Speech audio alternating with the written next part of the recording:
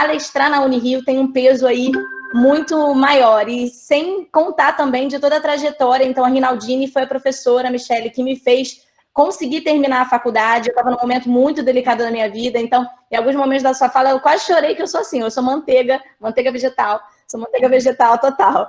Então, eu perdi minha mãe de câncer de mama ao longo da faculdade, então foi muito doloroso, foi muito sofrido toda a minha formação, mas estou aqui exatamente por conta da nossa profissão, do que eu acredito na nutrição. E a Rinaldine me pegou no colo e falou: você vai entregar essa sua monografia, você vai terminar essa faculdade. Eu falei: Rinaldine, não tem condição. Ela: você vai terminar. E por isso estou aqui. Então é com muito orgulho, com muita dedicação, muito sofrimento junto, por tudo que eu vivi, mas por acreditar, né, na nossa profissão. Eu estou aqui cheia de energia para vocês. Quando quiserem, eu começo. Fica à vontade. Então, vamos lá. Eu vou compartilhar a tela, tá? Deixa eu ver aqui. Apresentar agora. E vamos começar a conversar. Antes de eu compartilhar a tela, eu vou botar a tela inteira para vocês.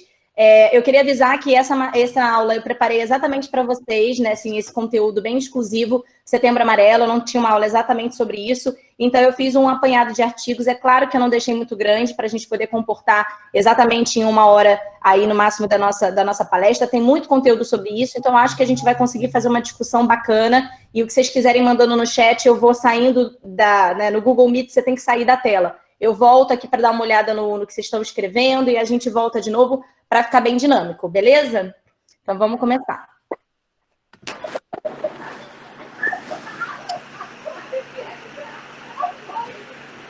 Todo mundo vendo aqui minha tela, né? Então, gente, vegetarianismo e saúde mental. Será que existe uma relação?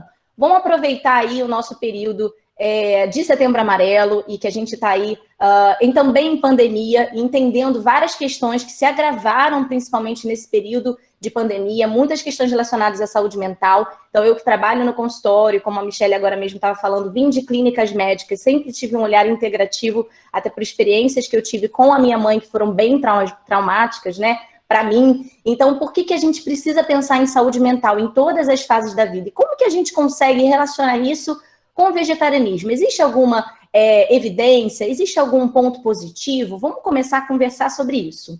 Beleza, gente? Eu vou ampliar a tela para vocês conseguirem ver melhor. Então, ver se ficou melhor aí para vocês. Show? Então, vou dar continuidade aqui, tá? Então, eu já fui apresentada, conversamos um pouquinho, eu me formei na Unirio com muito orgulho, sem dúvida, uma faculdade que me marcou a minha vida em todos os sentidos, com os professores. Então, muito prazer estar aqui com vocês. Logo em seguida que eu me formei, eu fiz especialização em ortomolecular e fitoterapia e tirei o título, né, pela SBRAM, para a gente poder ser especialista e prescrever fitoterapia. Agora é regra que se tire uma prova, né, e você tenha lá a certificação como fitoterapeuta, né, para você poder prescrever plantas. Então, foi essa minha primeira formação, fiz a primeira turma aqui no Rio, e em seguida comecei aí com toda a minha trajetória. Então, abri clínicas, tanto que Francisco Tocha até hoje é meu colega, a gente vai eu vou voltar a atender nas clínicas depois que voltar a pandemia, a gente tem muito paciente comum, então sempre gostei de trabalhar em equipe, gosto muito de trabalhar com sustentabilidade, dou aula também para nós escola, quem não conhece é uma empresa, né, de gastronomia naturalista aqui no Rio de Janeiro, sensacional. Estou coordenando agora, né, vigente, a pós-graduação em nutrição vegetariana e vegana, dou mentoria para nutricionistas que querem entender um passo a passo no consultório, principalmente nessa área de vegetarianismo e nutrição comportamental. Dou consultoria para restaurantes com opção vegana. A Temaqueri está com um cardápio rodando aí de Japa Veg, foi assinado por mim e pela chefe Camila Botelho, e também palestrante nas horas vagas, como estamos aqui. Primeiro passo, gente, eu quero fazer um apanhadão sobre esses termos que parecem um pouco óbvio, mas pelo menos eu não tive na faculdade. Eu não sei se isso mudou um pouquinho, vocês podem até me contar se isso mudou um pouquinho aí na Unirio. Eu já, inclusive, falei que o que precisarem de mim para a gente implementar isso. Eu não tive aulas, né, específicas sobre alimentação vegetariana e vegana, eu tive muito que estudar essa parte. Existe uma questão de adaptação, né, da grade curricular, que eu acho que a gente tem que mesmo correr atrás e pedir para que isso aconteça. Então, eu vou dar um apanhadão sobre esses termos, tá? Para quem não lembra, o vegetariano, ele pode ser ovo-lacto. Eu vou até passar aqui e eu volto para esses slides, tá?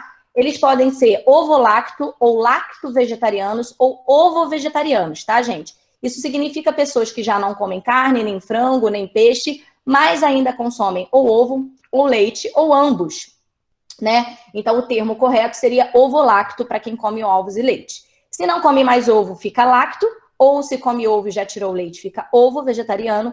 E se o paciente retirar tudo, ele é considerado vegetariano estrito. Esses nomes são os nomes técnicos que a gente utiliza. A gente precisa ficar assim, tão amarrado nesses nomes? Não. Mas no consultório ajuda demais, porque as pessoas, os pacientes, eles não sabem, às vezes, esses termos de forma correta. Então, fala, eu sou vegetariano, mas eu como peixe eventualmente. Então, se vocês não têm esse cuidado de entender tecnicamente para poder até orientar o paciente, isso pode gerar um programa nutricional, às vezes, desalinhado com o que o paciente quer, com o que ele gosta. E aí fica aquele nutricionista, né, que fica com aquela prescrição. Eu falei que eu não comia ovo, veio cheio de ovo no meu programa. Eu falei que eu não comia peixe, mas botou lá, porque pelo menos um peixinho. Então, é muito importante que a gente esteja muito alinhada com esses conceitos, tá? O vegano, ele seria o vegetariano pela alimentação, mas, tá? Vegetariano estrito é o termo que é pela alimentação, mas, adicionado também todo um estilo de vida, onde ele também já não usa acessórios, maquiagens, roupas, cosméticos, qualquer coisa, nada que tenha exploração animal, né? O vegano, ele tem como filosofia de vida não usar nada de origem animal, nem cinto, nem couro, nem sapato, tá, gente? Então, esse é o termo correto. Vegano é aquela pessoa que já passou da alimentação e tem também, ao longo da vida dela, o cuidado de não usar nada de origem animal. Se a pessoa está estritamente pela alimentação, sem consumir nada de origem animal, ela é vegetariana estrita pelo termo correto, mas normalmente eles chegam no consultório falando, eu sou vegano. Né? Aí você vai ver que ainda tem a questão de acessórios, então às vezes eles até toleram tomar algum suplemento que ainda tenha de origem animal, mas eles na alimentação eles são mais estritos de não consumir. Porém, se a pessoa é vegana, é nada, tá, gente? Então, cuidado com a suplementação de vitamina D de farmácia, que tem de origem animal, até a suplementação de B12, ver se ela é de forma sintética. Então, vocês têm que ter esses cuidados para a gente não ser um pouco incoerente nesse sentido. Então, já falamos do vegano, já falamos do vegetariano estrito, já falamos do vegetariano, e agora eu quero saber se vocês estão cientes do que é reducetariano, pescetariano, flexetariano, crudivorismo, frugivorismo e frutarianismo. Eu vou dar uma pincelada rápida para a gente poder entrar nas questões de saúde mental. Eu preciso dar essa leve pincelada para a gente poder ir adiante. Eu só vou aqui sair para ver se vocês estão familiarizados com esse termo, senão a gente vai falar rapidinho para entrar nos artigos especificamente sobre saúde mental, tá? Então, deixa eu ver como é que vocês estão aqui. Deixa eu ver aqui os comentários. Todo mundo acompanhando? Sim, aprendi esses termos na mentoria. Tem uma galera aí da mentoria. Beleza. Posso tentar falar sobre soja, Tainá? Vamos ver se vai dar tempo. Tá tudo ok com a minha internet, né, gente? Bom, já vi aí que a galera não sabe muito dos termos. Tem mais alguém ali da mentoria? Então, vamos lá. Vamos falar desses termos. Eu vou voltar lá para compartilhamento de telas. Então, vou voltar para cá. Interromper compartilhamento? Não, continuo, né? Você está apresentando. Tá. Então, voltando aqui, gente. Vocês estão vendo minha tela direitinho, né? Tá. Vamos revisar sobre esses conceitos, tá? Acho importante para a gente começar a falar sobre isso, temos que revisar. O termo reducetariano, gente, ele existe, tá? Ele é um movimento composto por indivíduos que estão comprometidos em comer menos carne. É a famosa galera do segunda sem carne. A galera que na segunda já não quer comer, no final de semana não come, pega um dia na semana e corta carne, já pede para montar um cardápio com um dia sem carne. Esse paciente pode ser chamado de reducetariano. E por que eu gosto tanto desses termos, apesar de saber que, por exemplo, a Sociedade Vegetariana Brasileira, que são meus parceiros, né, em todos os projetos, o Ricardo Laurino, presidente, é meu amigo pessoal, por que eles não usam esse termo? Porque o objetivo da Sociedade Vegetariana Brasileira é falar de uma alimentação vegetariana estrita. Então, em muitos lugares, vocês vão ver que esses temas, eles não são tão usados. Não significa que eles não sejam reconhecidos e nem que não existam. Eles existem. Eles devem ser, a meu ver, formalizados, porque eu acho que é uma forma de você, principalmente, acolher quem está na transição. Então, eu gosto muito e eu vejo um sorriso no rosto dos meus pacientes quando eles falam que estão querendo reduzir, mas afinal eles ainda comem, então eles sentem que eles não pertencem a nenhum grupo, eles não sabem se eles estão aqui, se eles estão lá, e quando você fala, olha, você é um reducetariano, você está reduzindo a sua alimentação, o consumo de carne, eu vejo deles uma aceitação muito boa, como se eles estivessem fazendo parte de um processo. Então eu vejo aí do ponto de vista até emocional, de estímulo, uma coisa bacana de se falar, né? Então, quem está na segunda sem carne já é uma pessoa que está buscando reduzir, seja por questões emocionais, relacionadas à questão do animal especificamente, seja por questões de saúde, de religião, que está querendo reduzir, né? Está começando a praticar yoga, ou por questão de sustentabilidade, por já entender que a alimentação sem carne ou a redução da carne é importante para os impactos relacionados ao meio ambiente. Ok, gente? Então, o pescetariano. Quem são os pescetarianos? Os pescetarianos é um termo utilizado, né? Ele é um termo italiano que surgiu por volta dos anos 90, que é para exatamente formalizar aquelas pessoas que só comem peixe, né? Que é do termo PC. Então, são indivíduos que já cortaram carne e frango e estão na transição. E pode ser que fiquem para sempre no peixe, e tudo bem, né? Então, a gente acolher eles e entender que eles também têm um perfil, que eles fazem parte de um grupo, eu também acho uma excelente estratégia e utilizo muito isso no consultório também, tá? E o flexitariano, Luna? O flexitariano pelo como o nome diz, aquela pessoa que flexibiliza. Então, ele é diferente do reducetariano. O reducetariano, ele está reduzindo o consumo de carne, ele está ainda com a base da alimentação com carne, mas ele tem vontade de reduzir alguns dias. O flexitariano, ele é aquele indivíduo que ele flexibiliza e, eventualmente, ele come a carne. Então, na sua base alimentar, ele já não tem carne, ele tem aí de segunda a sexta uma alimentação provavelmente exclusiva vegetariana, tá? Então, segue uma dieta vegetariana na maior parte do tempo, mas que ocasionalmente, numa festa, no final de semana, ele come ali uma carne, ele come um japonês, ele come algum alimento, mas ele, na prática, na rotina dele alimentar, ele já não costuma comer, tá? Então, esse seria o termo das pessoas que são flexitarianas. Elas flexibilizam eventualmente, mas na base alimentar, elas já não têm costume de comer. E esse termo é um termo que eu gosto muito, porque eu acho tão acolhedor a pessoa entender que se ela come um pedaço de carne, ela não volta a estaca zero. Já teve uma paciente minha que ficou 1 ano vegetariana e ela começou a eventualmente comer peixe, e aí comia carne, ela estava num novo relacionamento e ela aprendeu a flexibilizar isso, né, por uma questão de processo dela mesmo, natural, e ela se sentia muito mal, porque agora ela não era mais vegetariana e zerou aquele tempo dela todo de vegetariana. Eu falei, não, olha só, você continua sendo vegetariana e eventualmente você flexibiliza. Então você seria uma flexitariana. Gente, parece uma besteira, mas ela se sentiu tão feliz. Ela, ai meu Deus, né? Parece que então corta para tudo, começa do zero, você não é mais ninguém, porque você voltou a comer carne. Então vamos ter esse discurso um pouco mais acolhedor também no consultório. A gente está falando de saúde mental, né, gente, nessa nossa palestra. Então esses termos e a forma como a gente aplica eles, eu acho pertinente falar para que vocês entendam, e a gente fale também de saúde mental nesse tema aí, Setembro Amarelo. Crudivorismo e frugivorismo, gente, aí esse termo, fiquem ligados, anotem agora no papel ou no tablet, onde vocês quiserem anotar, porque pode dar nozinho na cabeça quem não tiver familiarizado. O crudívoro, ele é a pessoa que come tudo cru, né? Parece um pouco óbvio, beleza, mas vamos entender o que seria esse cru. Esse cru significa comer, vocês acham que pode comer leguminosas germinadas? Pode comer germinado? Pode comer grão de bico germinado?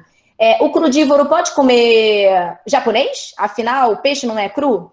O crudívoro pode comer carpaccio? Afinal, carpaccio é carne crua. E pode, gente. Na verdade, o conceito de crudívoro, a filosofia por trás do crudivorismo é você não utilizar métodos de aquecimento que levem à quebra de enzimas, né? Perda de enzimas pelo calor. Então, quem tem uma alimentação frugívora já tem a intenção de aproveitar ao máximo essas enzimas, sim, né? Com um intuito aí bacana em relação ao aproveitamento delas. E, claro, eles usam o processo de hidratação e germinação para a gente diminuir o que a gente sabe que são os fatores antinutricionais, né? Que não tem pela cocção, mas eles usam pela germinação, como está aqui na imagem, e pela hidratação. Então, você hidrata os grãos, você germina, vê que você pode germinar aqui na imagem, dá para ver o grão de bico germinado, a lentilha germinada. Então, o crudívoro, ele come isso. Então, é sempre bom você perguntar no consultório se a pessoa é crudívora / vegana, ou se ela é crudívora, mas come um peixe cru, eventualmente, uma carne crua, eventualmente, que também pode acontecer, tá? Não é tão comum, porque o crudívoro ele já vem normalmente naquela mesma pegada da galera vegetariana. Mas é sempre bom reforçar exatamente para vocês não cometerem nenhum tipo de gafe no consultório, porque tecnicamente o crudívoro poderia comer qualquer coisa crua, tá?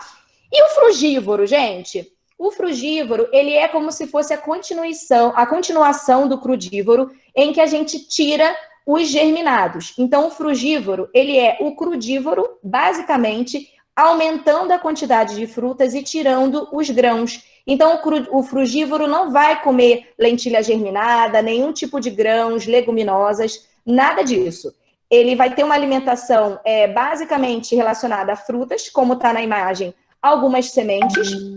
Lembrando que essas sementes, elas são hidratadas e não levam temperatura, aquecimento. Então, o frugívoro, por natureza, ele tende a ser também um indivíduo que não aquece os alimentos, tá? Na teoria, ele não aqueceria também os alimentos. E ele vai ter uma base alimentar aí de frutas, tá? Frutas, vegetais, legumes e sementes. Só não vai ter os grãos germinados como o crudívoro. Tranquilo, gente? Essa tabela aqui é só para ilustrar um pouquinho como é que fica essa base da alimentação. E posso aqui dizer com toda a propriedade para vocês que vocês conseguem atingir o cálculo, né? Sei que estamos falando com estudantes. Uma das grandes preocupações vai bater o cálcio, Luna, bate o ferro. Você consegue montar um programa atingindo as recomendações nutricionais? Sim, gente. Principalmente no crudívoro, eu aumento a gordura proveniente de abacate, de alguns tipos de alimentos fermentados naturais, para a gente ter uma boa fonte também de gorduras, tá? Lembrando que o crudívoro ele vai comer até algum tipo de óleo se ele for cru. Então, se tiver algum tipo de aquecimento, um óleo que levou aquecimento, o crudívoro ele já não usa na preparação dos alimentos, tá? Então, eu gosto de usar bastante abacate, coco. E no frugívoro, como a gente tem muita fruta, a gente vai ter uma distribuição da dieta pelo Douglas Graham, que é o grande criador aí desse método, de 80-10-10. Então, 80% é carboidrato, 10% é proteína e 10% é lipídio, ok? Luna, e a gente consegue ter uma alimentação atingindo as recomendações e as diretrizes no 80-10-10? Sim. Então, dá para atingir essas necessidades de cálcio, de ferro. Não preciso nem dizer que a quantidade de fibra dessa alimentação passa de 100 gramas por dia. Então, é muita fibra, tá, gente? Então, esses problemas relacionados a intestino, a ir ao banheiro, principalmente se tem histórico de câncer de intestino na família, uma alimentação mais crudívora, sem dúvida pode ser uma estratégia pontual, né, de uma modulação pontual durante alguns meses, ou uma estratégia mesmo para aquele paciente que tem aí, geneticamente dizendo, predisposição câncer, principalmente de intestino, porque realmente é muita fibra e uma alimentação extremamente anti-inflamatória, tá? Então, eu quero dar um exemplo aqui para vocês anotarem, do Eduardo Coraça, que é um colega meu, que ele é frugívoro há 13 anos, ele tem vários livros escritos, se formou em nutrição depois, eu dei inclusive palestra para ele na Veiga, ele se formou na Veiga, ele fez 2 formações, ele veio como professor escritor, né? Ele fez, se eu não me engano, letras, e depois ele fez nutrição. E ele é aí, há 13 anos, frugívoro, tá? Então é também conhecido como low fat raw vegan, que é a galera do crudivorismo hipolipídico, porque é um crudívoro, como a gente falou, mas com menos lipídio, né? Porque você aumenta a porção de frutas. Ok, gente? Vamos para o frutarianismo. Caraca, Luna, frutarianismo aí agora tá dando nó na cabeça. Calma aí, que vocês vão entender tudo, tá? Eu tô dando uma pincelada para vocês entenderem. Existe uma pós-graduação de 2 anos de formação só sobre isso. É claro que eu tô dando uma pincelada para a gente poder ter base para falar de saúde mental. Se vocês não entendem esses conceitos, complica, né? O frutarianismo, gente, já do ponto de vista técnico e científico, como diz pelas palavras do Eduardo Coraça, uma aberração, no sentido figurado assim, da palavra, né? Não no sentido pejorativo, porque assim, não temos base científica para deixar ninguém frutariano. Então, o que seria frutariano? Só comer fruta. Gente, não dá, tem que ter minimamente um pouquinho das sementes para a gente bater minimamente os lipídios. E dos vegetais também e dos legumes, tá? Nem que sejam crus, por conta do rodízio mesmo de nutrientes que a gente precisa de cálcio e ferro. Não bate a quantidade de cálcio e não bate a quantidade de ferro. Então, eu, Luna, jamais orientaria o meu paciente a ser frutariano, porque a gente não tem nem base científica para poder orientar esse tipo de alimentação.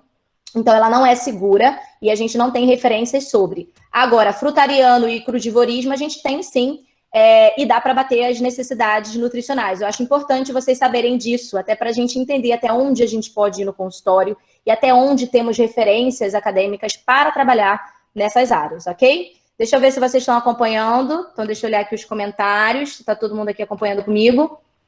Beleza, todo mundo pegando? Tá, então não estou perguntando nada aqui especificamente das palestras. Vou continuar, tá, gente? Vamos continuar aqui.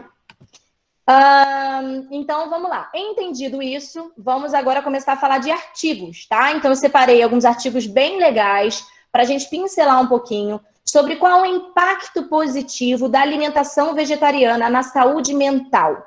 Luna, a pessoa que é vegetariana, ela tem problema? Ela vai ficar mais depressiva ou menos? O que tem? O que temos de relação positiva aí, né? De associação com uma alimentação mais plant-based. Inclusive, vou explicar também o termo plant-based para quem não sabe, exatamente tecnicamente. Então, o que a gente tem aí? Separei, selecionei alguns artigos, tem muitas coisas, mas esse aqui especificamente é randomizado e o objetivo dele foi determinar se um programa de nutrição à base de plantas em um ambiente corporativo, né, melhora a depressão, a ansiedade e a produtividade. A conclusão, por exemplo, desse artigo, lembrando que tudo eu boto a referência aqui no finalzinho do slide, tá, gente? Eu boto todos os artigozinhos aqui embaixo, exatamente para vocês poderem depois pesquisar tudo direitinho. A conclusão foi que uma intervenção dietética à base de plantas melhorou a depressão, a ansiedade e produtividade em um ambiente corporativo multicêntrico. Eu já vou soltando aqui umas coisas para vocês pescarem aí e anotarem para ver se isso vai levar vocês a uma linha... Luna, rapidinho, licença. Se você puder só ocultar ali embaixo a barrinha que fica na frente pra gente. Perfeito, eu não sabia. Pronto, perfeito. Olha, maravilha. Perfeito. Então pode continuar, desculpa interromper. Obrigada, que bom que vocês estão acompanhando aí direitinho. Ficou bem melhor mesmo, né? Eu não sabia que podia ocultar. Show, sensacional. Bom, então, a conclusão foi que uma intervenção à base de plantas melhora a depressão e a ansiedade.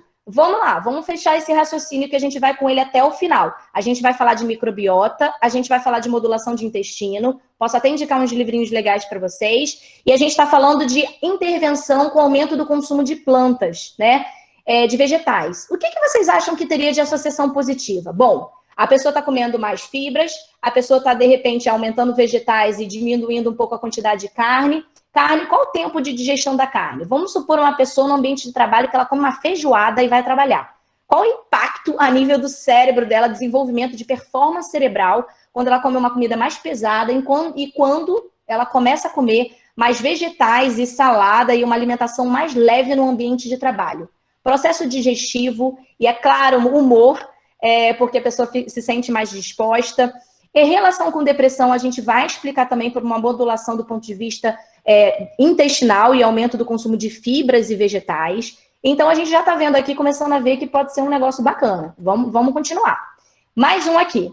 Esse aqui, do Nutritional Neuroscience, esse artigo mostra para gente, numa pesquisa com N de amostra de 620 indivíduos, relatou que os comedores de carne apresentaram índices mais altos de ansiedade e estresse do que vegetarianos e veganos. Vamos tentar entender.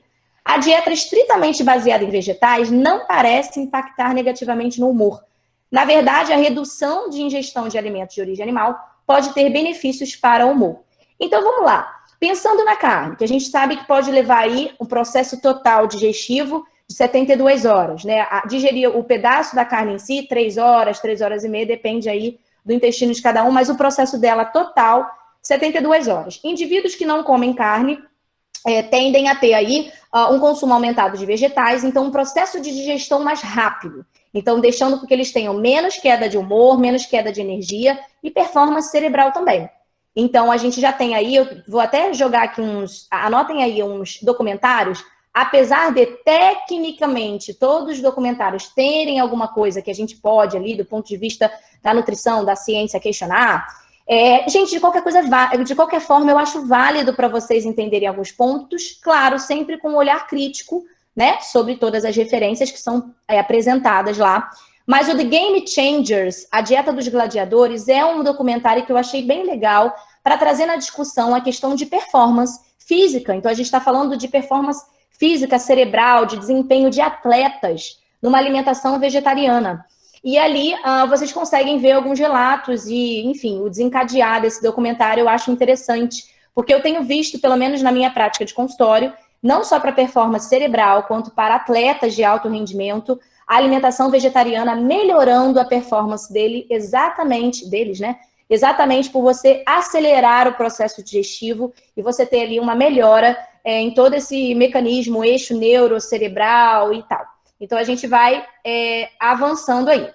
Mais uma associação. Esse estudo analisou as associações entre estado de humor e ingestão de ácidos graxos poliinsaturados como resultado da adesão de uma dieta vegetariana ou onívora em um estudo transversal. A gente teve 138 homens e mulheres adventistas do sétimo dia. Lembrando que os adventistas normalmente são, né, a base é uma religião que eles são vegetarianos ou veganos, tá?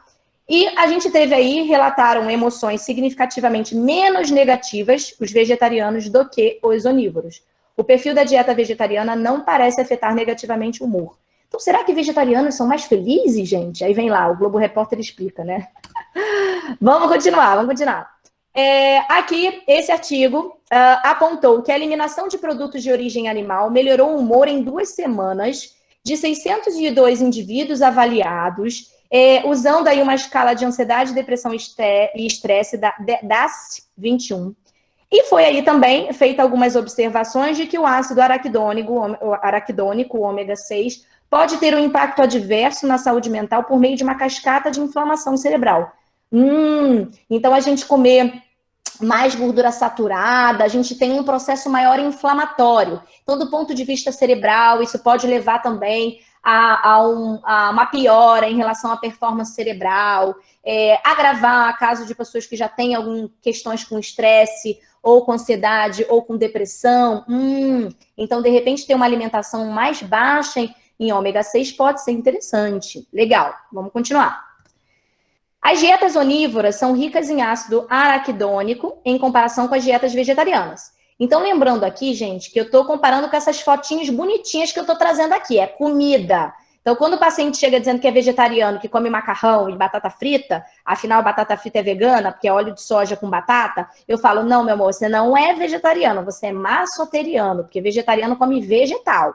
Eu brinco, sempre levando de uma forma leve no consultório. Eu trabalho com nutrição comportamental e é exatamente para você, é verdade, nossa, eu só como massa, eu tenho que comer vegetal. Eu falei, claro, né? Vegetariano come vegetal. Então, não façam alterações do conceito do que é vegetariano. Vegetarianos comem vegetais. E, automaticamente, um bom vegetariano, ele vai comer mais fibras e alimentos ricos em ômega 3, alimentos ricos... Aí a gente tem a linhaça, tá, gente? Como principal fonte aí de ômega 3 na dieta vegetariana e vegana, né? Vegetariana estrita.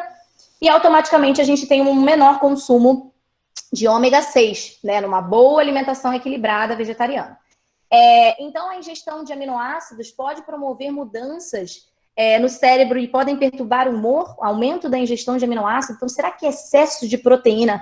Agora, eu vou fazer uma pergunta para vocês. Alguém aí que tem já algum nutricionista formado perto assim, do convívio de vocês, que trabalha bastante no consultório, vocês já tentaram ver como é que é um paciente fazendo low carb e high fat e high protein?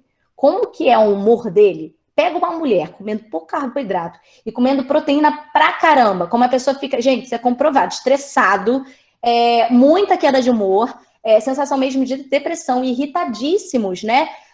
Carboidrato é vida, né, gente? Então, assim, consumo de carboidratos complexos, a gente não tá falando de comer industrializado, a gente não tá falando de ficar comendo macarrão e não consumir integrais, né, alimentos integrais. Então, é óbvio que você tem uma alimentação equilibrada, rica em fibras e antioxidantes, você vai ter uma melhora do teu estado de humor geral. Mas a gente vai aqui continuar nas nossas referências. A restrição de carne e aves melhorou algum domínio no estado de humor de curto prazo nos onívoros modernos. Então, restringir carne deixa os onívoros modernos com um estado de humor melhor. Os resultados dos estudos indicam que as mulheres veganas relatam pontuações médias significativamente mais baixas em estresse em comparação com as não veganas, enquanto os homens veganos relatam pontuações médias mais baixas de ansiedade. Tá, então a gente entende que reduzir carne pode deixar o nosso processo digestivo mais rápido e automaticamente essa queda de humor proveniente até de um processo digestivo ou de uma alimentação mais inflamatória compromete aí esse eixo cérebro-intestino. Vamos continuar. Os defeitos da melhora dietética nos sintomas de depressão e ansiedade, uma meta-análise de ensaios clínicos randomizados. Bom, foram feitos aí um N amostra de 45.826 indivíduos que descobriu que as intervenções dietéticas que visam diminuir a ingestão de alimentos não saudáveis, melhorar a ingestão de nutrientes e ou produzir perda de peso, reduzem os sintomas de depressão na população. Bacana, então a gente tem uma referência agora, né, de 2 artigos publicados em 2020 e 2019, mostrando que a questão do controle do peso, que de qualquer forma a gente tem controle de processo inflamatório na perda de peso, a ingestão de mais nutrientes, então a gente está falando de vegetais, como tá bonitinho esse cérebro aí, cheio de vegetais, e diminuir a ingestão de alimentos não saudáveis, então excesso de glicose, frutose proveniente de sucos industrializados, corantes, açúcares, isso de repente tem um impacto positivo no nosso cérebro, alterando menos a nossa insulina e a nossa glicose e dando menos oscilações de humor. Interessante, né? Pensa na pessoa que come açúcar, ela tá lá no trabalho, aí já tá baixando a energia dela. Aí ela pensa, açúcar, chocolate. Ela vai lá e come açúcar, come chocolate, come uma coisa muito doce. Ela vai ter um estado de euforia pontual, momentâneo, porque ela está com açúcar no cérebro até dizer chega. Glicose altera a insulina. Logo depois a gente tem o quê? Efeito rebote. A gente tem uma queda dessa glicose e uma alteração dessa insulina e ela fica triste de novo. Então, a gente talvez controlar a quantidade dos carboidratos vindo de fontes integrais e fazer controle glicêmico dessa refeição também seja interessante, né? Legal, então vamos continuar. Embora apenas uma intervenção dietética tenha sido totalmente baseada em vegetais, todos os pesquisadores aconselharam os participantes a diminuir a ingestão de alimentos ultraprocessados, como lanches embalados, refeições pré-preparadas, macarrão instantâneo, refrigerantes e sorvetes, bem como a maioria dos produtos de origem animal, e comer mais frutas, vegetais e grãos inteiros. Em alguns estudos, os participantes também foram instruídos a comer mais nozes e sementes. Então, melhorar de qualquer forma esse padrão alimentar, a gente tem um benefício a nível cerebral. Plant-based, gente, eu queria trazer esse conceito de plant-based, porque eu acho que às vezes a gente não tem ele tão claro o que é. Então, foi introduzido pelo médico professor T. Colin Campbell, do Nutritional Biochemistry dessa universidade, da Cornell. E esse livro, gente, eu acho que vocês tinham que ter. The China Study é um livro muito legal de vocês terem aí de gaveta, para ler, de cabeceira, né? Não é para ficar guardando na gaveta, para ler. Porque ele exatamente traz essa referência do que é uma alimentação plant-based. Então, a alimentação plant-based, gente, é uma alimentação que vem do solo. É o que, na verdade, toda a população deveria comer, né? Então, comer mais frutas, legumes, tubérculos, cereais integrais. E ele exclui ou minimiza a carne. Então, o conceito plant-based raiz não significa vegano, tá? Significa uma alimentação que vem do solo, uma alimentação limpa, uma alimentação base. Automaticamente tem uma tendência a minimizar a carne, exatamente aí por uma questão mesmo de pensar na produção da carne, de como vem a carne e tal. Então, está incluída nessa linha do plant-based. Mas é muito importante você sinalizar para o teu paciente que plant-based significa não comer industrializado, processados, corantes, inclusive óleos refinados e açúcares e farinha brancas não entram numa alimentação plant-based. Comer literalmente arroz, feijão, batata, fruta, sementes, nada que tenha aí um processo industrializado por trás, tá? E aí você pergunta se esse paciente quer um plant-based vegetariano, vegano, ou um plant-based, mas ainda tem peixe e tal, tá? Só para vocês entenderem o conceito formal. Beleza, gente? Então, plant-based, vocês vão ver muitos artigos usando o nome plant-based. Então, sempre vai lá dar uma olhada se o aplicado foi um plant-based vegetariano, se não foi vegetariano, se tinha algum consumo de carne nesses indivíduos do artigo, para vocês conseguirem entender ao certo na hora de fazer pesquisa. Então, Luna, como seria um prato vegetariano, hein? Então, ó, essa diretriz, esse manual é da Sociedade Vegetariana Brasileira. Metade do prato são legumes e verduras, gente. Então, o indivíduo, ele naturalmente come mais fibras, ele tem mais antioxidantes, ele tem, né, mais fitoesteróis, ele tem um consumo diverso aí de vegetais e legumes. O outro, 1/4 do prato, vão ser cereais, tá? Eu sempre prefiro cereais do que batatas, pelo perfil de aminoácido, que vocês já estudaram, né? A combinação dos 9 aminoácidos essenciais, proveniente da combinação de cereais e leguminosas. E do outro lado, a gente vai ter os feijões, as leguminosas. Então tá aí, tem 9 aminoácidos, tem vegetais verdes escuros como fonte de ferro e cálcio. A gente adiciona o óleo de linhaça ou a linhaça triturada numa alimentação plant-based, né, que não entra óleos. Você bota a linhaça triturada como fonte de ômega 3, né, que a gente vai converter de ALA em EPA, e você tem um prato aí vegetariano, incluindo todos esses nutrientes. Eu não quis ir a fundo aqui, né, para a gente focar nos artigos, mas é legal também estimular, chupar uma fruta, né, rica em vitamina C, para a absorção do ferro do vegetal, né, não M, o ferro não M, ter aí uma absorção de mais de 3 vezes, né, de potência aí. Então, você tem uma melhor absorção do ferro vegetal quando junto do consumo de vitamina C, ok? Bom, esse estudo aqui avaliou as possíveis conexões entre alimentação saudável e bem-estar humano. Em cada um dos 3 conjuntos de dados, e para 7 diferentes medidas de bem-estar mental, encontramos evidências de existência de uma associação positiva entre o bem-estar e o consumo de frutas e vegetais. Então, quer ser feliz? Vai comer fruta e vegetal, que você vai sentir esse bem-estar chegando aí em você. Se você tiver uma alimentação mais inflamatória, comendo só gordura saturada, fritura, você vai se sentir naturalmente mais pesado, digestão mais lenta, até do ponto de vista cerebral. Então, a gente tem queda de performance. Então, comer mais frutas e vegetais.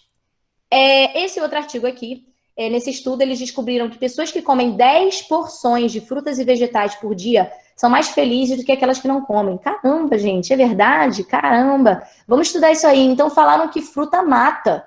A galera tá dizendo aí, ó, os pacientes chegam no consultório dizendo que fruta dá frutose, e a frutose dá estetose hepática, e que tá todo mundo morrendo porque tá comendo fruta.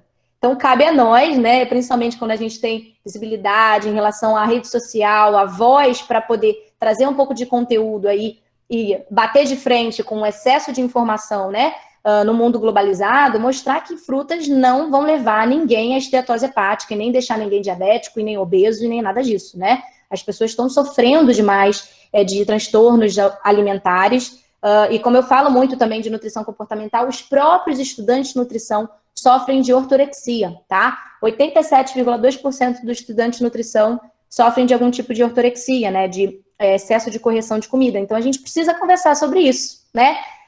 Exatamente porque a gente está falando de saúde mental e a gente está falando de Setembro Amarelo.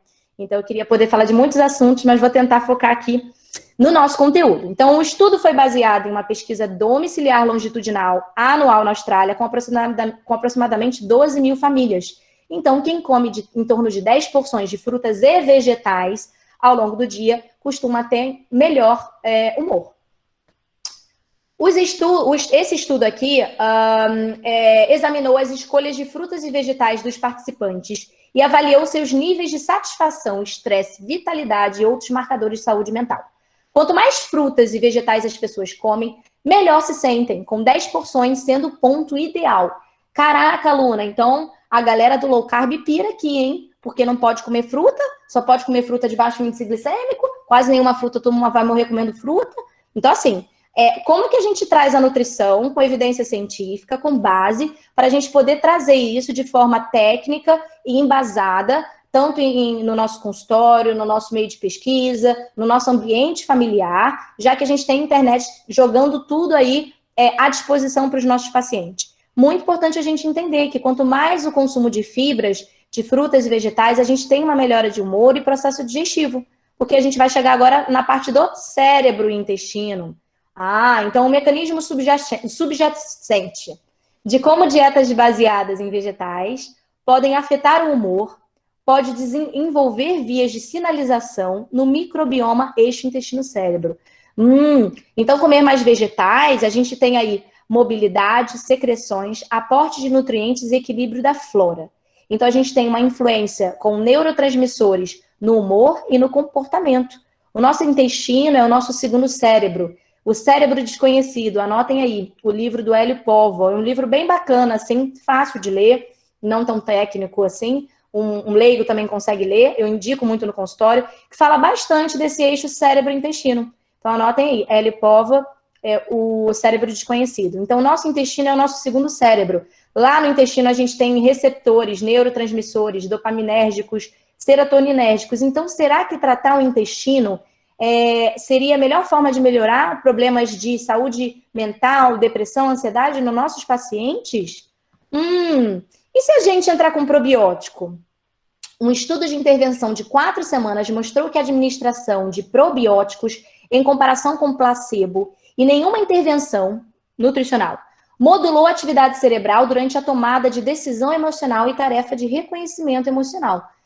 Então, de repente, entrar com bactérias. Imagina se você entra com bactérias e entra com uma alimentação pontual, que a gente pode fazer ali um protocolo de modulação intestinal, uma alimentação crudívora, num paciente com mais fibra, com mais bactéria. Quanto que a gente pode ter uma mudança positiva nas questões do emocional desse paciente? Na depressão crônica, foi proposto que os anticorpos imunoglobulina A e M são sintetizados pelo hospedeiro em resposta aos comensais intestinais. Estão ligados a sintomas depressivos. Caramba, então realmente, a gente se preocupar com o intestino do paciente, o paciente que chega no consultório dizendo que está cansado, estafado, que acorda cansado, se ele vai direto para o consultório de um psiquiatra que não é preparado para entender também o impacto da modulação alimentar e intestinal nesse indivíduo, ele já sai com uma prescrição de antidepressivo. E muitas vezes a mudança do padrão alimentar, junto com uma boa modulação intestinal e a alimentação geral desse paciente, ele já tem uma melhora nos sintomas e às vezes ele não está nem depressivo, ele está com baixa de vitaminas, ele está com baixa de vitamina D, como vocês sabem que melhora muito a saúde mental, a parte mesmo de vitalidade, né? Então, quem tem a vitamina D baixa tem a sensação já quase que secundária de uma depressão. E quando você suplementa a vitamina D, a pessoa se sente com mais vida, com mais energia. Isso também se dá no ferro, né? Na baixa de ferro. Isso também se dá na baixa da vitamina B12, que quero reforçar aqui que um paciente vegetariano e vegano, ele tem que suplementar B12 sintética, isso não é nenhum problema. E também a B12 tem um papel neurofuncional muito importante, né, as vitaminas do complexo B. E aí você suplementa ferro. Olha lá os exames de sangue. Viu que o ferro está baixo, a vitamina B12 está baixa, a vitamina D está baixa e a pessoa está com o intestino preso. Gente, modulou a alimentação, passou um probiótico, ajustou o ferro, B12, vitamina D, a pessoa é uma outra pessoa. Ela de um estado quase depressivo, ela se torna um outro indivíduo, saudável e feliz. E aí você ainda bota uma dieta pontual ali, um mês crudivorazinha, bastante coisas germinadas, fermentados, bota um kombucha.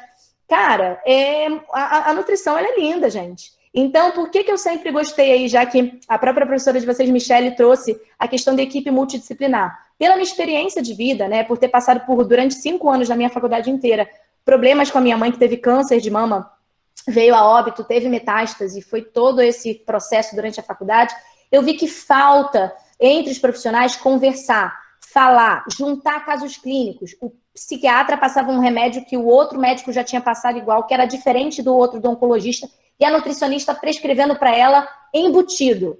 Era o caos. Eu falei, gente, tá tudo errado. Eu preciso mudar isso aqui. E aí foi quando eu comecei, logo que eu me formei, eu já abri minhas clínicas, né? Eu abri uma clínica por ano, foi um crescimento rápido, juntei uma galera toda e me sinto muito grata por ter conseguido tudo isso. E hoje em dia tá me dedicando ainda mais à nutrição. Deixei aí as clínicas na mão do Francisco Tostes, dos meus amigos do Guilherme, do Igor Caldato, que ele é psiquiatra, especialista em transtornos alimentares. Inclusive, a gente está com um curso aí rodando, então é um orgulho estar sempre com essa galera, porque a nutrição ela precisa estar junto das outras áreas e os médicos precisam entender minimamente dos efeitos da dieta na saúde mental e na saúde geral dos nossos pacientes, não é verdade? Olha aqui, ó, os efeitos de uma dieta à base de plantas no eixo microbioma intestino-cérebro, incluindo os efeitos na saúde geral, composição, E atividade microbiana, comportamento e cognição. Caramba, então a gente sabe que a dieta à base de plantas, tá ali, ó, o artigo embaixo, tá, gente? Todas as referências. Ela pode fazer uma melhora no microbioma intestino-cérebro. Nossa, neurotransmissores, bactérias, modulação intestinal, fibras, crus, alimentos crus, digestão, processo digestivo mais acelerado, alimentos anti-inflamatórios, ômega 3, redução de gordura saturada, aumento de gordura poliinsaturada. Que bacana. Então, nesse aqui, a gente tem aí estudos relacionados à incidência de depressão. E a gente teve aí como a conclusão dessa meta-análise a associação entre consumo de carne e uma incidência moderadamente maior de depressão. Então, a galera aí que às vezes já tem um eixo cérebro-intestino prejudicado, intestino preso, e ainda de repente está comendo um pouco mais de carne, e é feijoada, aí é carne, carne, carne, baixo carboidrato, gordura, gordura, gordura, bacon de manhã. Caraca, será que isso não altera a parte emocional desses pacientes? Vamos estudar. Concluíram, então, que o consumo de carne pode estar associado a um risco moderadamente maior de depressão. Caramba, assunto importante, né? No mês de Setembro Amarelo aí. Então, qual o papel da serotonina e da dopamina, Luna? O que a gente pode fazer pela modulação desses neurotransmissores tão importantes pela nutrição? Quais são os alimentos que podem ajudar no eixo dopaminérgico, serotoninérgico e dar mais prazer e felicidade para pacientes nesse tema, né, de saúde mental? A serotonina, ela é um neurotransmissor conhecida como mensageiro do sistema nervoso, né? Atua para regular o sono, o apetite, a temperatura do corpo, os movimentos e principalmente coordenando funções intelectuais fundamentais. O triptofano é o aminoácido utilizado, né, pelo cérebro juntamente com a vitamina B3, a niacina e o magnésio para produzir a serotonina. Então, uma alternativa legal, não sei se vocês lembram lá no meu currículo, que eu já fui direto para a ortomolecular e fitoterapia, porque eu gosto de usar a modulação, às vezes, de aminoácidos e vitaminas para melhorar, às vezes, de uma forma complementar a alimentação. De repente, uma suplementação de triptofano, de niacina e magnésio, para uma resposta mais rápida daquele paciente que já está com sintomas, né, de estafa, de cansaço. E a gente tem, claro, também alimentos, né, fontes de triptofano. Então, uma dieta bacana para quem quer ter mais vitalidade, saúde, diminuir a ansiedade. Clorela tem muito triptofano, gente. Mas vocês podem trabalhar com ovo num paciente vegetariano, com soja, né, tofu em um paciente vegano, queijo se é o paciente vegetariano. Mas quais que eu mais gosto de usar aqui, gente? Banana amassada com aveia, pasta de amendoim, que não tá aí, mas eu adoro passar banana com pasta de amendoim e aveia, de lanche da tarde, café da manhã para paciente que tá meio down, que tá meio tristinho. Você já deixa a pessoa feliz logo de cara, através da alimentação. Passa cacau, bota cacau em pó, nibs de cacau. Não tem aí imagem, não tem na imagem e tal, que eu separei alguns, mas abacate é rico em triptofano, um creme de abacate com cacau, botar isso à tarde para a pessoa comer aquele chocolatinho com cacau, nibs de cacau, melhora muito a parte mesmo de bem-estar físico do paciente. Então, fica aí com essas dicas. A semente de girassol é excelente também para esse caso, botar uma fruta com semente de girassol. Então, eu já estou dando dicas aí de estratégias nutricionais. O magnésio, por exemplo, nesse artigo aqui, observou-se que a suplementação de magnésio leva a uma diminuição significativa nos sintomas de depressão e ansiedade, independentemente da idade, gênero, gravidade de depressão ou uso de drogas antidepressivas do paciente. Então, gente, paciente que está meio down também, quando você suplementa magnésio, ele dorme melhor. É um relaxante muscular também muito utilizado no esporte, né? Então, você tem um relaxante muscular, diminui depressão, ansiedade, faz o indivíduo dormir melhor.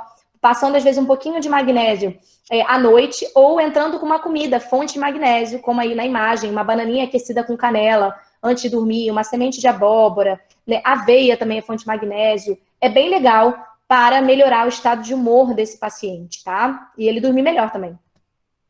Fonte de magnésio aqui, ó, semente de abóbora, semente de linhaça, espinafre refogado, a castanha do Brasil, a tal da castanha do Pará, antes de dormir, sabe? Com uma pastinha de amendoim, uma bananinha, ó, a pessoa come isso, fica feliz, sonha que é uma beleza. Bananinha amassada, pasta de amendoim, uma castanha do Pará trituradinha, ou a sementezinha de abóbora, aquecido, comidinha quente, um comfort food, você melhora bastante o estado de humor do paciente de vocês, tá? Peraí que eu mexi na minha câmera. Vocês estão me vendo? Peraí. Voltou aqui, gente, minha câmera? Não, aqui tá sem a sua imagem. Peraí, gente. Vocês estão só me escutando, né? Eu mexi A sem gente tá te querer. escutando e vendo sua fotinho. Ah, peraí, peraí. Eu mexi sem querer na minha câmera. Deixa eu voltar um segundo. Aqui embaixo tem opção câmera. Cadê? Vai voltar. Voltou! Isso, Tem uma voltou. câmerazinha bacana aqui, eu mexi no fio sem querer. Então, vocês estão vendo o slide ou eu tenho que compartilhar de novo a apresentação? Tá, né? Tá ainda lá, né? Vocês estão vendo aqui, não estão? Tá aparecendo, tá sim. Perfeito. Deixa eu ver o que vocês estão comentando. Tá todo mundo aqui animado? Eu falo assim para deixar vocês, todo mundo sem sono. Não quero ninguém dormindo. Bruna, licença, Michele. Aqui. Pergunta, Michele. Eu trabalhei na loja de suplemento e assim, tem muita procura de melatonina. Boa pergunta, Michele. A gente não pode prescrever. Nutricionista não prescreve melatonina. Não, eu sei, eu tô falando assim, porque isso aí é muito bom saber, sabe? Porque muita gente não sabe e procura tomar esses remédios sem ter receita.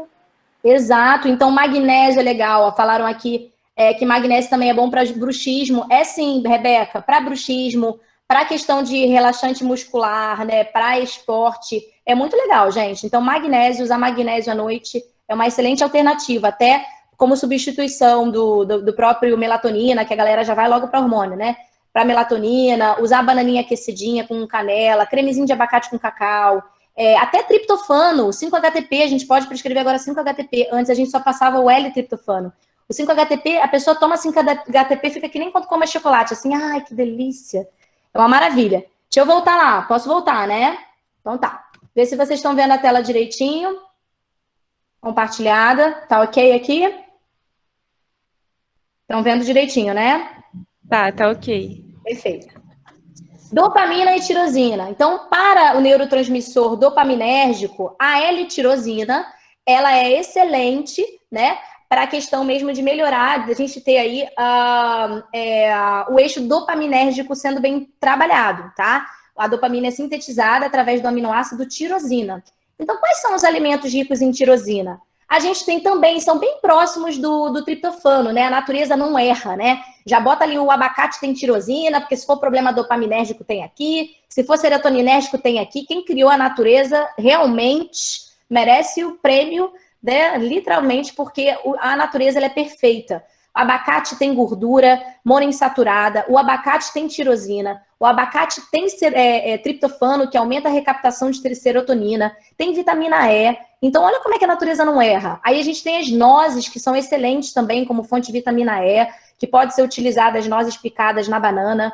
A gente tem as leguminosas também como fonte de tirosina. Então, o tal do creme de abacate com cacau, gente, se a pessoa está de TPM, e TPM já é alteração de humor, a gente está falando de setembro amarelo aí, mulher de TPM tá quase, eu fico o cão em casa, né? Aí eu vou no meu cremezinho de abacate com cacau, nibzinho de cacau, já fico relaxada. Aí já vira pessoa calma de novo. Então, são estratégias bem legais para a gente usar no consultório. E para a gente finalizar, estamos indo ao final da nossa palestra. Ao contrário de muitos tratamentos tradicionais, os polifenóis afetam uma ampla gama de mecanismos no cérebro e podem auxiliar na manutenção da saúde cognitiva e mental, bem como na recuperação de doenças neurodegenerativas. Então, o consumo de dietas enriquecidas com polifenóis pode apresentar o potencial de manipulação dietética como um meio terapêutico não invasivo, natural e barato de apoiar um cérebro saudável. Então, olha que interessante. E até aproveitando que estamos na Unirio, o professor Anderson, que vocês devem, eu não sei se vocês já tiveram aula com ele, se ele provavelmente ele deve ser o professor de vocês, ele foi meu professor, foi quando ele entrou, assim que ele entrou na faculdade e trocou de professor, ele pegou a minha turma, foi a primeira turma, espero não ter traumatizado ele. A nossa turma teve aula com ele e ele fala muito, né, no laboratório dele, ele trabalha muito com isso, ele está com estudo agora com uma planta específica do açaí, eu sempre estou em contato com ele, inclusive eu fiz um podcast para a Unirio, né, depois eu divulgo para vocês, a gente falando sobre tudo, sobre genética, vegetarianismo, eu fui convidada especial do Anderson, junto com a presidente do Conselho do Rio de Janeiro, do CRN4, a Manu. Então, olha a responsa, né, gente?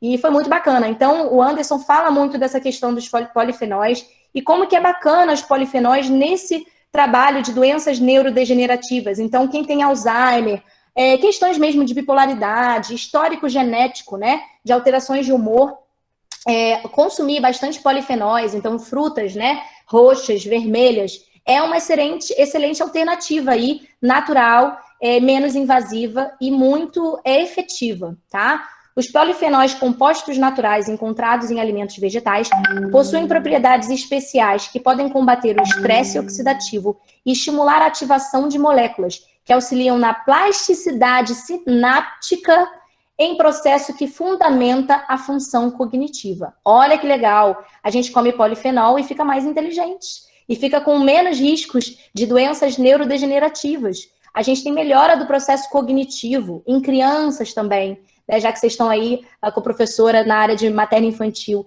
Então, usar polifenóis, a gente tem uma melhora das funções sinápticas e cognitivas. Lembrando que, para atingirmos esses objetivos, a base de uma alimentação vegetariana deve ser composta por alimentos de verdade, como vegetais, frutas, leguminosas, cereais, oleaginosas, são todos ricos em nutrientes, vitaminas e minerais. E a suplementação de B12 se faz necessária. Não quis aprofundar, né, na B12 e ômega 3, senão eu ia ficar com uma palestra e uma aula maior do que o tempo. E queria sempre dar esse conteúdo, sempre tenho cuidado de dar o conteúdo no tempo certinho. Então, gente, finalizamos e queria aproveitar, já que estamos na pauta de Setembro Amarelo, falar do curso que está em vigor. Ele fica aí com as inscrições abertas até o dia 16 de setembro.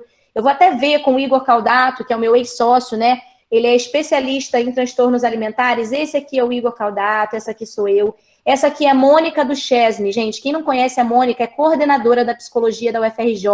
Há 30 anos estuda transtornos alimentares. Ela é especialista nisso, né? É responsável exatamente por monitorar todo mundo lá que faz mestrado na UFRJ nessa área. Ela é o nome do TCC aqui no Brasil, que está no Brasil. E esse curso de transtornos alimentares para profissionais, então pode ser estudante de nutrição, pode ser um profissional da área da saúde, médico, psicólogo, professor de educação física. A gente está com esse curso, não é à toa, que ele está exatamente em setembro aberto, setembro amarelo, porque a gente precisa capacitar melhor com uma abordagem multidisciplinar, que é a base, né, da minha vida, sempre foi trabalhar em equipe. Então a gente tem um psiquiatra, uma psicóloga e uma nutricionista falando do trabalho integrativo dessas áreas no tratamento de transtornos mentais, né? E aí a gente focou em transtornos alimentares. Então a gente fala de anorexia, bulimia, ortorexia. Então achei legal compartilhar com vocês. O Instagram é esse aqui, Transtornos Alimentares Cursos. Quem tiver interesse, eu posso até ver se eu consigo algum tipo de desconto para vocês. Aí eu tenho que negociar com o Igor e com a Mônica. Mas também falar da minha mentoria, né? Já tem algumas alunas aí da mentoria. Eu abordo muito vegetarianismo. Esses são os módulos, são 9 módulos. Vegetarianismo e sustentabilidade, nutrição comportamental e transtornos alimentares, que é a base também do que eu gosto de estudar. Eu não entro muito nesse detalhe, gente. Eu acho que talvez seja a primeira vez que eu fale isso para alunos. Mas a minha mãe desenvolveu bipolaridade no final do tratamento dela. Então, eu sempre estudei muito essa questão da saúde mental. Ela ficou muito mal. Então, isso para mim é um propósito de vida. E a Ayurveda, que é uma área que eu gosto de estudar muito, tá? Então, estou compartilhando aqui com vocês. Se vocês quiserem me achar lá nas redes sociais. Esse QR Code é para vocês baixarem o meu aplicativo, o meu PDFzinho muito moderno de marcação de consulta. Então, fica a dica aí para vocês também, que eu oriento aos meus alunos da mentoria. Sejam modernos, porque o mundo ele tá moderno, a gente tem que economizar papel, cartãozinho de visita. Então, isso é uma alternativa que eu uso aí para a gente não ter tanto impacto no mundo, tá bom?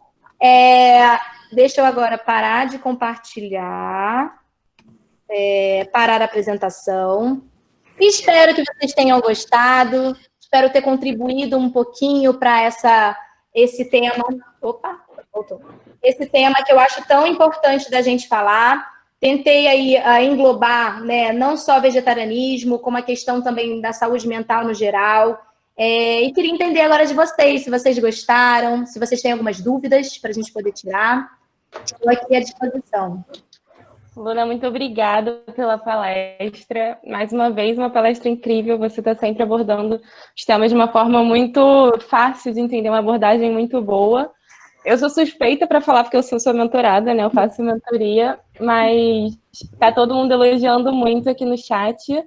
No geral, você foi respondendo as perguntas, né? Fizeram uma pergunta sobre a banana, você foi respondendo ao longo da palestra, mas tipo, teve uma pergunta que foi a Hilderline que fez, que ela falou assim: Luna, você falou do humor e do bem-estar como benefício. Eu gostaria de saber se o vegetarianismo em alguma dessas variantes estimula o desenvolvimento de capacidade de pensar e ou favorece o processo de construção de pensamentos. Bacana essa pergunta, né? Como vocês podem ver, tentei pincelar ao máximo, né, de forma mais integral possível, integralista possível, todas essas abordagens. E aí, o que vocês podem ver é que quando a gente pensa numa alimentação em que você tem um processo digestivo mais acelerado, que você tem menos de 72 horas para digerir um alimento, a gente já fala de uma melhora, né, no processo cognitivo de aprendizado, exatamente pelo fato de você estar contribuindo, né, para uma digestão mais facilitada. Gente, por que budista? Por que as pessoas que meditam? Por que o jejum intermitente? Por que o jejum ficou tão conhecido? São pessoas que têm, por viés religioso ou, né, espiritual, de elevação espiritual, uma necessidade de entrar em conexão com o seu próprio corpo. E aí você consegue se conectar com o próprio corpo. Yoga, meditação, comer na feijoada. Vamos falar. Né? Por que quando a gente está comendo uma alimentação mais leve, por que às vezes até em processo de jejum, a gente tem alguns artigos mostrando o jejum como uma melhora de estado cognitivo, estado de alerta e desenvolvimento na parte até de estudos e aprendizado. Então, eu não estou falando aqui para vocês fazerem por conta própria, né? A gente está trazendo aqui referências e evidências. Mas você, às vezes, não comer muito para melhorar foco e estudo, então você modular especificamente cafeína, não está fazendo o processo digestivo, você tem uma melhora no processo de cognição e aprendizado. Eu faço isso na minha prática, né? Então, quanto mais leve for a sua alimentação, melhor o teu processo de aprendizado também. Respondi?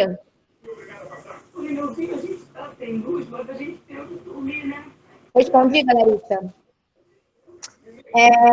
Que mais? Deixa eu ver se tem mais. Luna, você pode falar um pouco sobre pele, acne e vegetarianismo? Posso sim, Nath. A questão é a seguinte.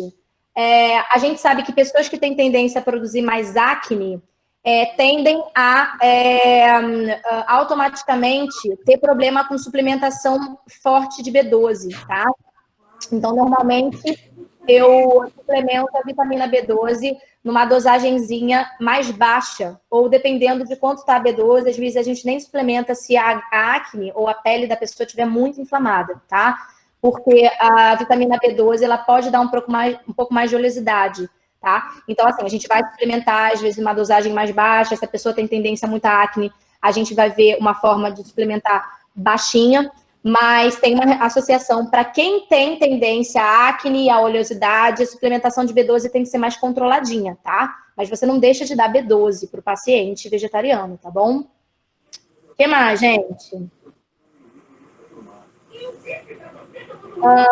Luna, a Aline, tem uma aluna aqui, a Aline, que está com mais um barulho atrás, não sei se silenciar, talvez o fone dela funcione. Aline Canizo. Luna, será que você poderia, por gentileza, falar um pouquinho sobre os alimentos que reduzem enjoos da quimioterapia?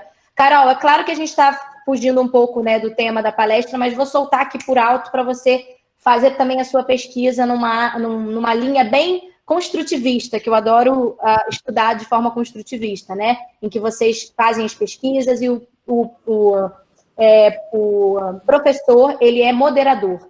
Gengibre é muito legal para utilizar como forma de diminuir êmese no geral, tanto de gestante quanto de paciente oncológico. Eu gosto muito de usar o gengibre, tá? E ele pode ser utilizado em paciente com quimioterapia também, tá? Ele é seguro. Pão de fermentação natural, probióticos, intestino. Relação, sim, Manu. Um pão de fermentação natural, de fermentação com fermentados, né, naturais, você tem uma relação positiva, sim. Para quem não tem problema com glúten, a gente pode também ir para essa linha de pão fermentados. Não vejo nenhum problema. Não existe essa coisa de tem que ir lá que fica todo mundo. A gente tem que usar o bom senso, né? Em todas as nossas condutas. Então, eu acho que pode ser uma estratégia legal, sim. Tá? Falaram para falar de soja, né, gente? Então, a soja acabou que entrou ali na palestra junto com vários outros nutrientes quando eu falei de aminoácidos bons para o cérebro. Então, o tofu é uma fonte bacana também em relação à parte de serotonina. Ele entra também como as leguminosas, boas em serotonina, em vias dopaminérgicas. Então, eu gosto de usar mais no formato soja fermentada, de preferência orgânica. Eu não costumo prescrever para os meus pacientes o grão da soja.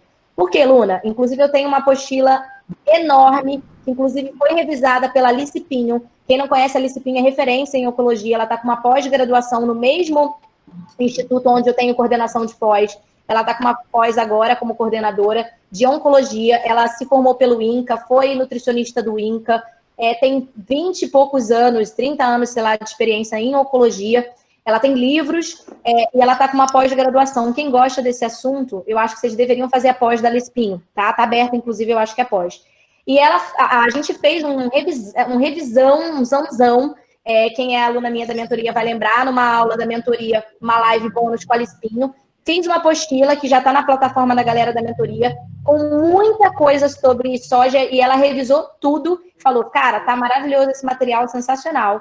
Então, a gente fala que a soja, a gente ainda está num murinho, assim. Tem evidências falando que tem uma associação positiva, até para câncer, outras uma associação negativa. Eu sou conservadora, então eu fico no meio, observando, né, o fogo cruzado, e prefiro trabalhar ali só com os fermentados, a soja fermentada e orgânica.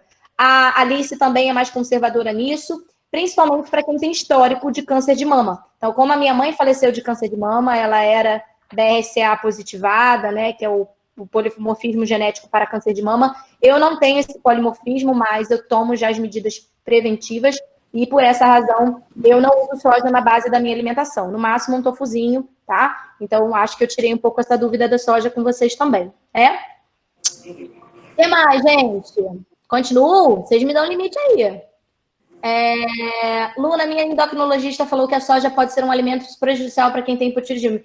Luísa, minha amiga, por que eu gosto de trabalhar em equipe? Porque é o caos. A medicina tentando falar de nutrição é aquela coisa de boca fechada, não entra mosca, né? Porque o que eu já escutei de besteira, de médico falando que vegetariano vai morrer, que bebê vegano que não sei o quê, que a soja vai fazer a pessoa não sei o quê. Então, a gente tem que ter muito cuidado. Por isso que eu tenho muito orgulho, né? A Michelle até falou do Francisco Tosh, que é um cara endocrinologista com uma visão muito legal de nutrição. Ele entende sobre isso. Muitos médicos não têm essa visão, porque tem muita gente falando besteira. Então, não tem uma associação direta de soja com hipotireoidismo. Você teria que comer muita soja, mas é muita, tá? Então, eu acho que seria humanamente impossível pelas referências que a gente tem. Isso também está no material da galera da mentoria. De repente, eu até vejo, meninas, essa apostilinha que a gente fez de soja, a gente disponibilizar para a galera também da Unirio. Eu não me incomodo, não. Acho bacana para a galera ler, tá? Então, anotem aí, meninas, para de repente a gente pegar essa apostilinha que eu já tenho com a Alice Pinho e dar para vocês, tá? Para vocês darem uma olhadinha sobre soja. Tá. A gente recebeu umas perguntas pelo Instagram. Acho que eu fiquei com problemas técnicos, desculpa que eu não te respondi, meu microfone falhou. Perguntaram no Instagram se o vegetarianismo pode se relacionar com a ortorexia. Então, a associação ela não é direta, do tipo, a pessoa que tem ortorexia porque ela é vegetariana, entendeu? A causa é diferente. O que a gente percebe? Pessoas que têm comportamentos já transtornados, né? Tem comportamentos alimentares alterados, que já têm gatilhos, que já têm tendência, né? Alterações de comportamento alimentar. Existe uma associação em que essa pessoa ela já começa a buscar alternativas para justificar a sua restrição alimentar. Então, a causa é essa. Então, o que acontece? A pessoa vai lá e o que ela faz? É porque eu sou vegetariana. Ela já começa a restringir, porque ela já tem medo, acha que o alimento tudo é poluído, o alimento é tóxico, que está tudo contaminado. Ela já entra nessa neura. Junto com isso, o que ela faz? Ela faz essa seleção em relação à parte de alimentação, né, vegetariana, e ela começa com esse discurso. Aí, junto com isso, entra com a questão do jejum. Existe uma relação da ortorexia que pode vir a desenvolver até a própria anorexia, né, por a pessoa ter medo de comer e uma coisa vai puxando a outra. Então, não é pelo vegetarianismo em si que leva ela a se tornar ortorexica, mas ela por usar a justificativa da ortorexia no vegetarianismo para ela começar a selecionar ainda mais a alimentação dela, como um toque, quase. Entendeu, Ficou claro? Sim, ficou bom. Muito bom. Outra pergunta foi: como lidar com família onívora onde o filho quer seguir uma alimentação vegetariana?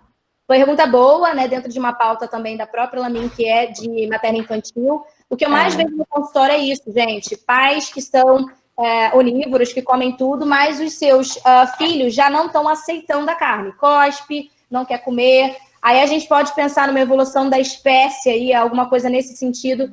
Você poderia fechar a porta do chuveiro ou todo mundo vai escutar o barulho do seu? Ah, maravilha. Se você tem 10 banheiros, se pudesse usar outro, seria ótimo.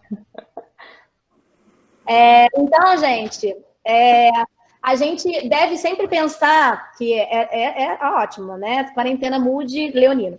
A gente tem que pensar sempre que quando a gente vai tratar uma criança, cuidar, né? Atender uma criança em que ela já demonstra que não quer comer, que ela já não tem familiaridade, né, com a carne, ela cospe, a conduta tem que ser o mais acolhedora possível. Vocês têm que entender de vegetarianismo, para que vocês consigam passar segurança para essa família, principalmente se é uma família não familiarizada com vegetarianismo, né?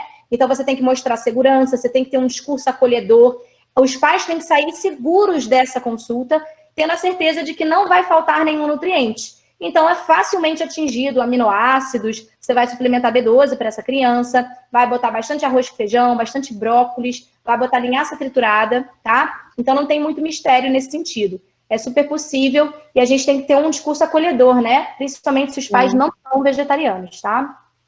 A gente tem que estar consciente também e saber explicar, né? Uma coisa interessante que eu acho que você vai gostar é que esse período eles abriram uma matéria, uma disciplina de nutrição vegetariana na grade da Unirio. Eu estou super animada com isso pela primeira vez. Mas ela é optativa ou ela já optativa? É optativa, mas assim, já dá a opção da gente começar a aprender, né? Porque era uma coisa que até agora eu nunca tinha visto nada voltado para isso. Inclusive, a maior parte eu aprendi com você.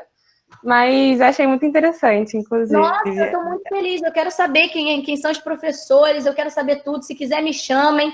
Eu estou até, gente, eu não sei onde eu boto o meu mestrado na minha pauta do meu cronograma, mas é uma coisa que eu tenho, não sei se eu dou conta, mas eu queria, às vezes, o mestrado, o doutorado, a gente vai cada vez se profissionalizando mais para essa questão de aula. Eu não penso em fazer prova para ser professora, né, assim, formal, de faculdade, porque eu tenho uma demanda muito grande de consultório, mas para de repente pegar umas aulinhas, gente, para mim é muito prazeroso a gente retornar tudo que você aprende, sabe? É como se você entregasse de novo uma parte do que você também aprendeu. Então eu acho isso sensacional. Faz parte da minha. É mais nessa área, que é uma área que a gente precisa muito estar aprendendo, né? Cada vez mais a gente precisa estar estudando. Seria ótimo ter você lá na Unirio, tenho certeza que os professores iam adorar. Pode procurar. Por enquanto está tudo online, então ainda é mais uma coisa, mais facilita mais ainda, né? Vai ser só aulas online. Eu da Unirio também, estou sempre aqui, eu sou do Rio, né? Mais fácil, mas sem dúvida. E vamos vendo isso aí, vamos contando. O sonho está sendo realizado depois de muitos anos. Eu acho que é isso, acho que a gente respondeu todas as perguntas. Foi incrível a palestra. Queria te agradecer mais uma vez por estar aqui. Foi um prazerzão ter você aqui com a gente.